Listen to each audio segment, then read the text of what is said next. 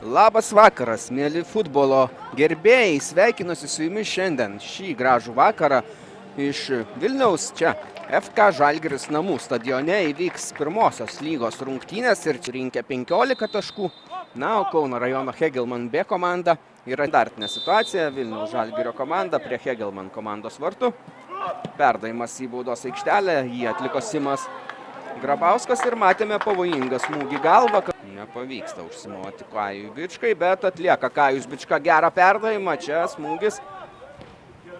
Ir situacija vis dar tęsiasi iki pat gaudavo savo dar tik prasidedančioje, galime sakyti, profesionalo karjeroje šansų.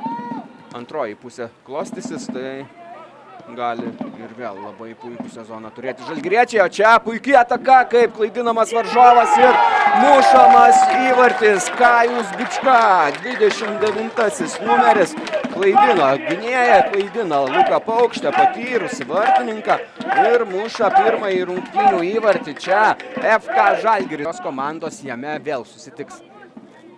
Čia slysteli vienas Žalgirio žaidėjas, bet jam nepavyksta. O Dominykas Čekavičius! Vau, bravo, kągi jis čia išdarinėja, šis vartininkas. Gerai pamenu, taip nemaloniai buvo susikloščiusios rungtynės ir dabar tai kartojasi. Hegelmann komanda muša išlyginamąjį rungtynių įvartį 44 minutę. Kajaus Bičkos perdavimas, kamuolys baudos aikštelėje, smūgis iš dešiniojo krašto.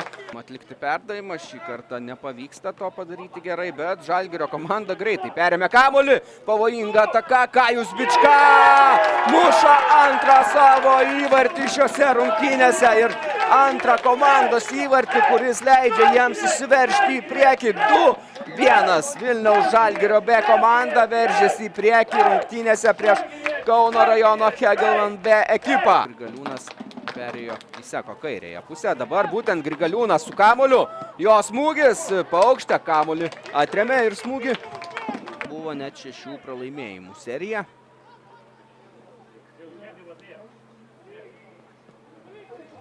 Tad ilgesnėme laikotarpyje situacija blogesnė, o čia netikėtai krenta dar vienas rungtynių įvartis. Vilniaus Žalgirio komanda veržėsi dar labiau į priekį.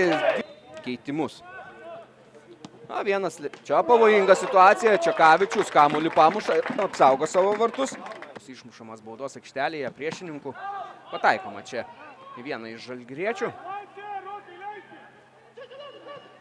Čia smūgis į vartus, labai pavojingas. Čekavičius išgelbėjo komandą pat. Rungtynių pabaiga. Čia Žalgirio komanda savo namų tvirtovėje ją apgynė ir iškovojo įtikinamą pergalę rezultatu 3-1.